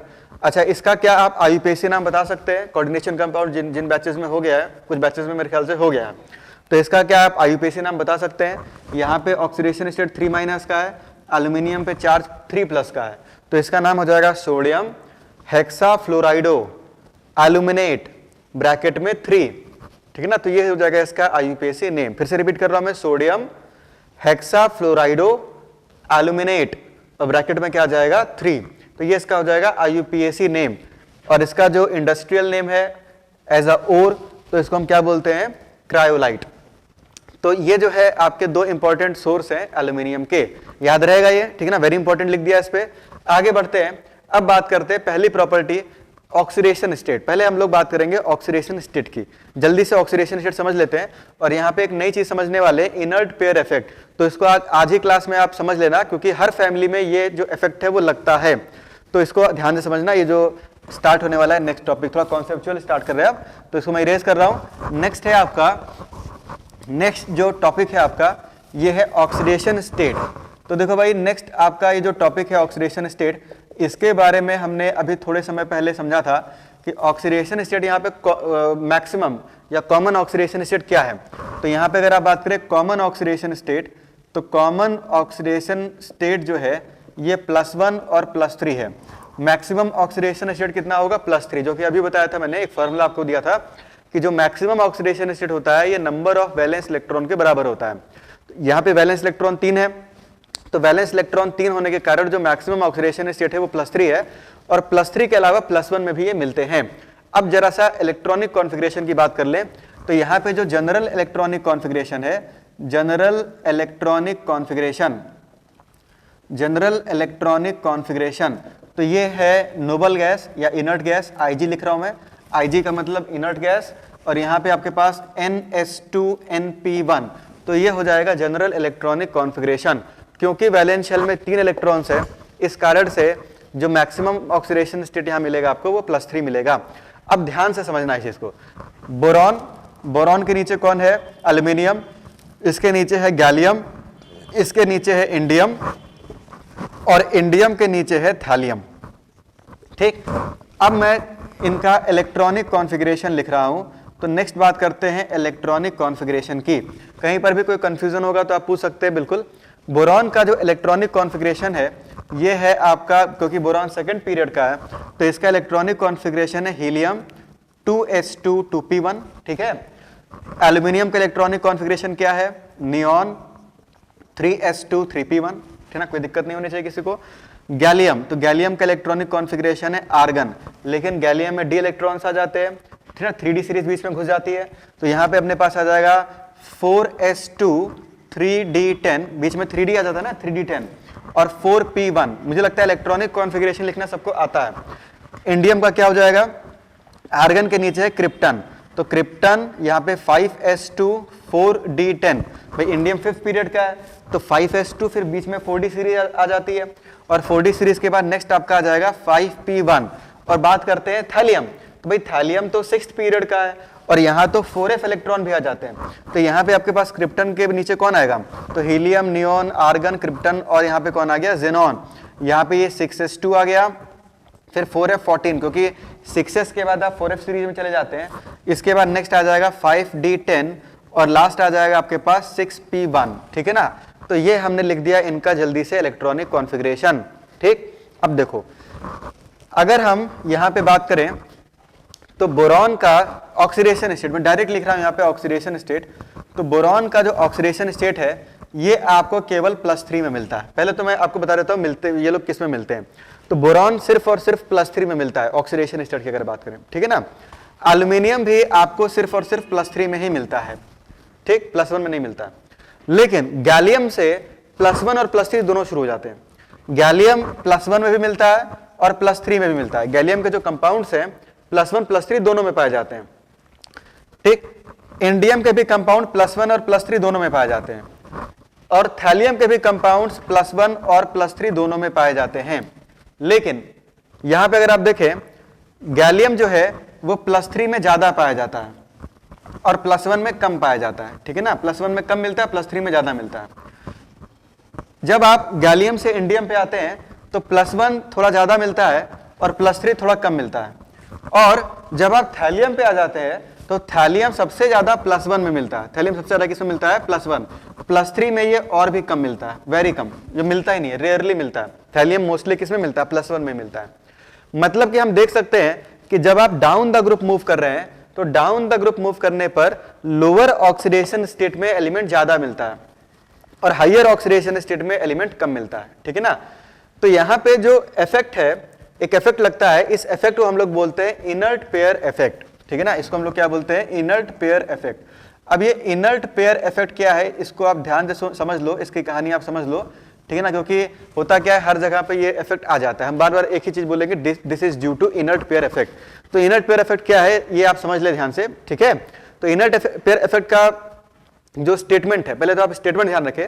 स्टेटमेंट ये है, on moving down the group, on moving down the group, down the group move करने पर stability of lower oxidation state, stability of lower oxidation state increases and higher oxidation state decreases। तो पहले तो आप ये statement बहुत अच्छे से नोट कर लेंगे और अच्छे से ध्यान रखेंगे, मैं रीजन भी बताऊंगा। लेकिन पहले तो ये स्टेटमेंट आप याद रखें कि जब आप पी ब्लॉक में डाउन द ग्रुप मूव करते हैं तो डाउन द ग्रुप मूव करने पर ये जो लोअर ऑक्सीडेशन स्टेट है, लोअर ऑक्सीडेशन में जैसे यहाँ +1 वाला जो है, तो लोअर ऑक्सीडेशन स्टेट की स्टेबिलिटी इंक्रीज करती है और हाइयर ऑक्सीडेशन स्टेट की जो स्टेबिलिटी है वो डिक्रीज करती है। अब हाइयर ऑक्सीडेशन स्टेट और लोअर ऑक्सीडेशन स्टेट किसको कर रहे हैं ये भी समझ लें आप। हाइयर ऑक्सीडेशन स्टेट मतलब जो सबसे हाईएस्ट ऑक्सीडेशन स्टेट है, ठीक है ना। जैसे बोरॉन फैमिली का जो हाईएस्ट ऑक्सीडेशन स्टेट है वो क्या है? +3 है ना। तो जो हाईएस्ट ऑक्सीडेशन स्टेट है उसको हम लोग बोल रहे हैं हाइयर ऑक्सीडेशन स्टेट, ठीक। तो हाईएस्ट ऑक्सीडेशन स्टेट की स्टेबिलिटी घटती है। और लोअर ऑक्सीडेशन स्टेट क्या है? तो लोअर ऑक्सीडेशन स्टेट जो है ये हाइयर ऑक्सीडेशन स्टेट से 2 कम है, ठीक है ना। तो यहां मैं लिख देता हूं कि जो लोअर ऑक्सीडेशन स्टेट है, lower oxidation state is equal to higher, higher या हाईएस्ट लिखे तो ज्यादा एक्यूरेट होगा, हाईएस्ट ऑक्सीडेशन स्टेट। जैसे हाईएस्ट ऑक्सीडेशन स्टेट यहां पे कितना है? +3 है ना। तो हाईएस्ट ऑक्सीडेशन स्टेट -2, इसको हम बोलेंगे लोअर ऑक्सीडेशन स्टेट, ठीक है ना। जैसे हाईएस्ट यहां पे कितना है? +3, तो +3 से 2 घटा दो तो कितना हो गया? +1। तो होगा क्या, जब आप डाउन द ग्रुप मूव करेंगे तो +3 की स्टेबिलिटी घटती जाएगी और +1 की स्टेबिलिटी बढ़ती जाएगी, उससे 2 कम की स्टेबिलिटी बढ़ती जाएगी। अब रीजन क्या है, ऐसा क्यों होता है? ये इसको बोलते हैं इनर्ट पेयर इफेक्ट। ऐसा क्यों होता है, अब रीजन समझो आप। रीजन ये है, बहुत सिंपल सा रीजन है इसका, कि जब आप नीचे आते हैं, डाउन द ग्रुप जब आप आते हैं तो पुअर शील्डिंग इलेक्ट्रॉन्स बढ़ते जाते हैं। ये चीज आपको समझ में आ रही है कि नहीं? यस या नो में आप रिप्लाई करना कि जब आप डाउन द ग्रुप मूव करते हैं, जैसे बोरॉन से एल्यूमिनियम, ठीक है ना। अब बोरॉन एल्यूमिनियम में तो डी इलेक्ट्रॉन है नहीं, लेकिन जब आप एल्यूमिनियम से और नीचे आते हैं, एल्यूमिनियम से गैलियम, इंडियम और थैलियम, तो पुअर शील्डिंग इलेक्ट्रॉन्स की संख्या बढ़ती जाती है। ये चीज आपको समझ दिख रहा है या नहीं दिख रहा है? यस या नो में आप रिप्लाई करें तो मैं आगे बढ़ता हूं, ठीक है ना। तो जब आप डाउन द ग्रुप मूव कर रहे हैं तो क्लियरली दिख रहा है, बिल्कुल साफ साफ, इसलिए मैंने ये पूरा इलेक्ट्रॉनिक कॉन्फ़िगरेशन लिखा है। क्लियरली दिख रहा है कि भाई गैलियम के पास 10 डी इलेक्ट्रॉन्स आ गए इनर शेल में। अच्छा, इंडियम के पास जो है 10 4d इलेक्ट्रॉन्स आ गए। अच्छा, 10 3d तो थे ही, इंडियम के पास तो 10 3d भी होंगे और 10 4d भी होंगे, यानी टोटल 20 डी इलेक्ट्रॉन्स हो गए जिनकी शील्डिंग पुअर है, ठीक है ना। और इंडियम से जब आप थैलियम पे आते हैं तब तो भाई देखो आप, इसके पास 3d इलेक्ट्रॉन्स भी हैं, 4d भी हैं और अब तो 5d इलेक्ट्रॉन्स भी हैं, और इन सबके साथ साथ इसके पास 14f इलेक्ट्रॉन्स भी हैं, ठीक है ना। मतलब यहां पे तो शील्डिंग महापुअर बोलेंगे, ठीक है ना, बहुत ज्यादा पुअर शील्डिंग है इनर इलेक्ट्रॉन्स की। तो आप लोग बताना यस या नो में, वैलेंस शेल पे Z इफेक्टिव बढ़ेगा कि घटेगा डाउन द ग्रुप। तो बार बार मैं इस चीज को रिपीट कर रहा हूं, जब आप डाउन द ग्रुप मूव करेंगे तो वैलेंस शेल के ऊपर, वैलेंस शेल आपका ये NS वाला है, ठीक है ना, बेसिकली इनका कॉन्फ़िगरेशन NS2 NP1 होता है, ठीक है ना। तो यहां से 3s2 3p1, 4s2 4p1, 5s2 5p1, 6s2 6p1। तो वैलेंस शेल के ऊपर, ये जो वैलेंस शेल जो है इसके ऊपर जो Z इफेक्टिव है वो बढ़ता चला जाएगा, ठीक है ना। अब होता क्या है कि बोरॉन और एल्यूमिनियम ये दोनों जो है, इनके पास तो d इलेक्ट्रॉन था नहीं, तो ये तीन इलेक्ट्रॉन इजीली लूज कर देगा भाई, 2 और 1 3, तो ये 3 इलेक्ट्रॉन इजीली लूज कर देगा, जिससे कि इसका कॉन्फ़िगरेशन नोबल गैस के बराबर आ जाएगा और इसकी स्टेबिलिटी बढ़ जाएगी।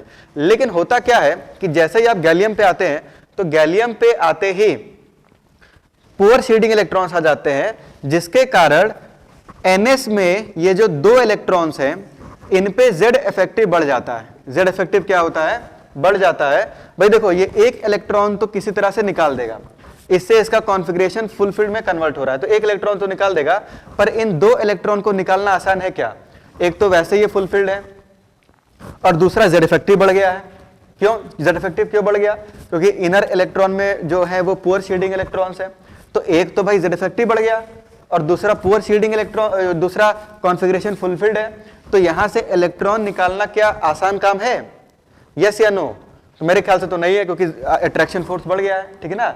तो होता क्या है कि डाउन द ग्रुप जब आप मूव करते हैं, अब मैं बिल्कुल एक्यूरेट लैंग्वेज यूज कर रहा हूं, जब आप डाउन द ग्रुप मूव करते हैं then due to increase in the poor shielding electrons the pair of electrons in the NS orbital, the pair of electrons in the NS orbital becomes inert toward bonding और ionization। bonding के toward या ionization के toward ये inert हो जाते हैं। क्यों? क्योंकि इन 2 इलेक्ट्रॉन को निकालना आसान काम नहीं रह जाता है due to increase in the Z effective, और इसीलिए इस इफेक्ट को नाम दिया गया inert pair effect. Down the group move करने पर NS ऑर्बिटल में जो 2 इलेक्ट्रॉन्स हैं ये इनर्ट होने लगते हैं, और इनर्ट होने के कारण जो है ये बॉन्डिंग में या आयनाइजेशन में पार्टिसिपेट नहीं करते हैं। तो आप लोग मुझे बताने, जो थैलियम है, थैलियम आपको +1 में मिलेगा या +3 में मिलेगा? तो एक इलेक्ट्रॉन तो एक किसी तरह से लूज कर देगा, तो +1 में तो मिल जाएगा, लेकिन इन 2 इलेक्ट्रॉन को लूज करना आसान काम नहीं है। ये जो स्पेसिफिकली ये जो 6s2 होता है, स्पेसिफिकली 6s2, इस चीज को मैं लिख दूं, होता क्या है कि 4s2 से फिर भी इलेक्ट्रॉन निकल जाएगा, 5s2 से भी इलेक्ट्रॉन निकल जाएगा, ठीक है ना। यानी कि गैलियम और इंडियम +1 +3 दोनों में मिलेंगे, लेकिन ये जो थैलियम है ये +3 में मिलता ही नहीं है। क्यों? क्योंकि स्पेसिफिकली ये जो 6s2 है, स्पेसिफिकली ये जो आपका 6s2 है ये इनर्ट हो जाता है, ठीक है ना। क्यों इनर्ट हो जाता है? क्योंकि इसके पास F इलेक्ट्रॉन्स भी हैं जिनकी शील्डिंग और भी ज्यादा पुअर है। इस कारण से ये जो 6s2 होता है, 4s2 5s2 उतने इनर्ट नहीं है, लेकिन 6s2 काफी ज्यादा इनर्ट है।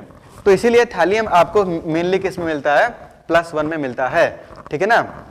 तो होता क्या है, अब मैं समराइज कर रहा हूं, समरी क्या है? समरी ये है कि जब आप डाउन द ग्रुप मूव करेंगे p ब्लॉक में, तो पुअर शील्डिंग इलेक्ट्रॉन इंक्रीज करते चले जाएंगे। तो ऐसे केस में ये जो p इलेक्ट्रॉन्स है ये तो फिर भी निकल जाएंगे, पर ये जो NS2 में जो इलेक्ट्रॉन्स है ये इनर्ट होते चले जाएंगे। इस कारण से ये 2 इलेक्ट्रॉन यहाँ पे नहीं निकल पाएंगे, तो लोअर ऑक्सीडेशन स्टेट की स्टेबिलिटी बढ़ जाएगी, हायर ऑक्सीडेशन स्टेट की स्टेबिलिटी घटेगी। क्यों? क्योंकि भाई ये 2 इलेक्ट्रॉन निकलेंगे ही नहीं, और जब निकलेंगे नहीं तो हायर ऑक्सीडेशन स्टेट आपको मिलेगा ही नहीं, और अगर मिल गया तो वो स्टेबल नहीं होगा, क्योंकि उसको बनाने में बहुत दिक्कत आई है, ठीक है ना। तो इसीलिए हायर ऑक्सीडेशन स्टेट की स्टेबिलिटी बढ़ती है, और लोअर ऑक्सीडेशन स्टेट की जो स्टेबिलिटी है वो क्या होती है, घटती है। तो ये फैक्टर आप याद रखेंगे। रीजन समझ में आ गया? किसी को अगर कोई डाउट हो तो आप यहाँ पे मेरे से पूछ लेना, नहीं तो मैं कुछ क्वेश्चन आपको देने वाला हूँ, ठीक है ना। कुछ क्वेश्चन दूंगा, उससे मैं आप चेक करूंगा भाई आप समझ पाए कि नहीं समझ पाए, ठीक है ना। कोई किसी प्रकार का डाउट हो तो आप पूछ सकते हैं।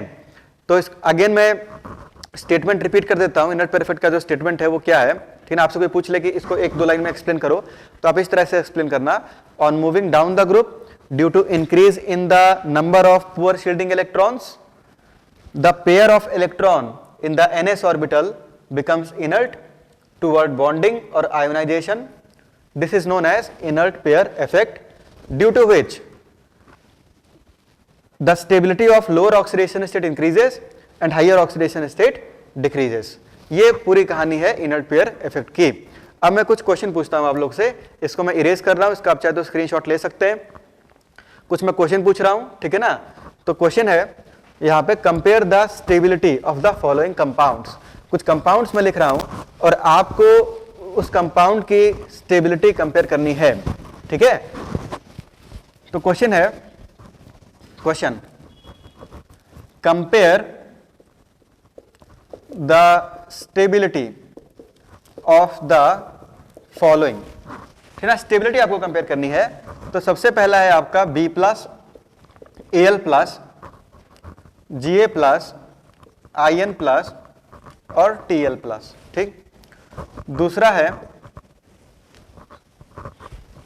B3 plus, Al3 plus, Ga3 plus, In3 plus and Tl3 plus. तीसरा है Tl प्लस और Tl3 प्लस। चौथा है N प्लस, N3 प्लस या N5 plus, P5 plus, AS5 plus, SB5 plus और Bi5 प्लस। पांचवा है N3 plus, P3 plus, AS3 plus, SB3 plus और Bi3 प्लस। 6 नंबर है Bi3 plus and Bi5 plus, ठीक। इसको मैं रेस कर रहा हूं। तो क्वेश्चन नंबर 7 पे आते हैं। तो क्वेश्चन नंबर 7 है, C4 plus, silicon 4 plus, germanium 4 plus, tin 4 plus और लेड 4 प्लस। 8th है आपका C2 plus, Si2 plus, Ge2 plus, Sn2 plus and Pb2 plus. 9th question है Pb2 plus and Pb4 plus. 10th question है आपका यहाँ पे Pbi2 and Pbi4। 11th question है यहाँ पे Bii3 एंड Bii5 और 12th क्वेश्चन है यहाँ पे Hg0 and Hg2 plus. 12 question है। इसमें आप कंपेयर करें कि यहां पर ज्यादा स्टेबल कौन सा है और लेस स्टेबल कौन सा है। तो फटाफट देख लेते हैं। हमने अभी देखा कि डाउन द ग्रुप मूव करने पर लोअर ऑक्सीडेशन स्टेट की जो स्टेबिलिटी है वो इंक्रीज करेगी और हायर ऑक्सीडेशन स्टेट की जो स्टेबिलिटी है वो डिक्रीज करेगी। तो यहाँ पे बोरॉन +1 +3, तो +3 हायर है और +1 जो है वो लोअर है। तो लोअर ऑक्सीडेशन स्टेट की जो स्टेबिलिटी है वो इंक्रीज करेगा और हायर ऑक्सीडेशन स्टेट की जो स्टेबिलिटी है वो यहाँ पे क्या होगा, डिक्रीज करेगा। थैलियम +1 और +3, तो lower oxidation state more stable होगा और हायर ऑक्सीडेशन स्टेट जो है वो लेस स्टेबल होगा। और आपको तो मैंने बताया कि थैलियम 3+ तो रेयरली मिलता है, मिलता ही नहीं है। अब बात करते हैं नाइट्रोजन फैमिली की। तो यहाँ पे +5 और +3 दो तरह के ऑक्सीडेशन स्टेट मिलते हैं। +5 हायर है, +3 लोअर है।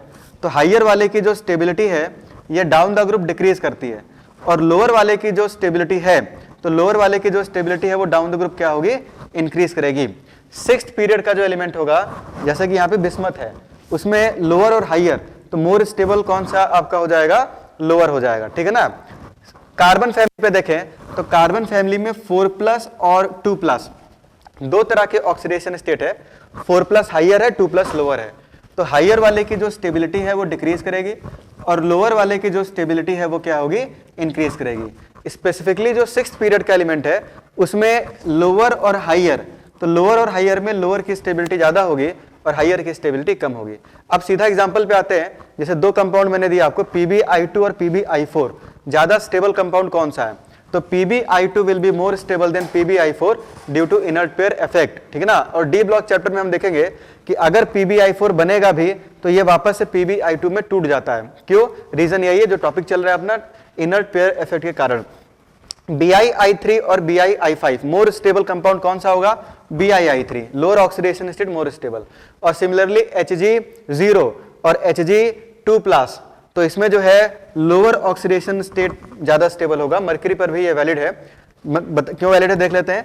मरकरी जो है आपका Hg, इसका electronic configuration D block element है, तो इसका इलेक्ट्रॉनिक कॉन्फ़िगरेशन है आपका 5d सीरीज 6 पीरियड का ये, तो यहां जाएगा क्रिप्टन 6s2, ठीक है ना,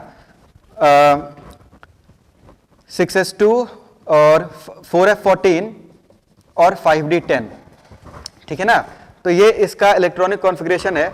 अब यहां पे आप देख सकते हैं 4f14 और 5d10 इन इलेक्ट्रॉन की शील्डिंग पुअर है, तो यहां पे 6s2 में जो दो इलेक्ट्रॉन्स हैं, वैलेंस शेल में जो दो इलेक्ट्रॉन्स हैं, क्या इन दो इलेक्ट्रॉन को इजीली आप निकाल सकते हैं? यस या नो? तो भाई क्योंकि इनकी शील्डिंग पुअर है तो ये दो इलेक्ट्रॉन इजीली निकलेंगे नहीं, फोर्स ऑफ अट्रैक्शन काफी ज्यादा है या जेड इफेक्टिव काफी ज्यादा है, तो दो इलेक्ट्रॉन जब निकलेंगे ही नहीं तो 2+ में बनना चाहेगा क्या? ये तो 2+ में बनना ही नहीं चाहेगा, और इसीलिए Hg0 जो है आपका ज्यादा स्टेबल होता है। और इसीलिए मरकरी का आप देखेंगे बहुत जगह मरकरी का पीपीटी बन जाता है, प्रेसिपिटेट बन जाता है। Hg2+ चाहता ही है कि वो किस में कन्वर्ट हो? Hg0 में। अगर एक्टिवेशन एनर्जी मिल जाए या कोई ड्राइविंग फोर्स मिल जाए तो Hg2+ बहुत इजीली किस में कन्वर्ट हो जाता है? Hg0 में कन्वर्ट हो जाता है due to inert pair effect, ठीक है ना। तो ये हमने आज बात की इनर्ट पेयर इफेक्ट की। ये मेनली देखो ग्रुप नंबर 12, ग्रुप नंबर 13, 14 और 15 इन्हीं पे मेनली वैलिड होता है। ग्रुप नंबर 16, 17, 18 पर जाते जाते ये जो इनर्ट पेयर इफेक्ट वाला जो फैक्टर है ये वीक होता चला जाता है, उतना डोमिनेटिंग नहीं रहता है। डोमिनेटिंग ये ग्रुप नंबर 12, 13, 14 और 15 में ही ये डोमिनेटिंग फैक्टर की तरह प्ले करता है। तो इनर्ट पेयर इफेक्ट हमने आज देखा है। अब इसके आगे की जो कहानी है वो हम लोग नेक्स्ट क्लास में शुरू करेंगे, ठीक है ना। नेक्स्ट क्लास में अब हम लोग कुछ केमिकल प्रॉपर्टीज की बात करेंगे बोरॉन फैमिली की। आज हमने फिजिकल प्रॉपर्टीज और ऑक्सीडेशन स्टेट को समझा है। नेक्स्ट क्लास में केमिकल प्रॉपर्टीज और कंपाउंड्स ऑफ बोरॉन हम लोग स्टार्ट करेंगे। तो आज के लिए इतना ही, थैंक यू।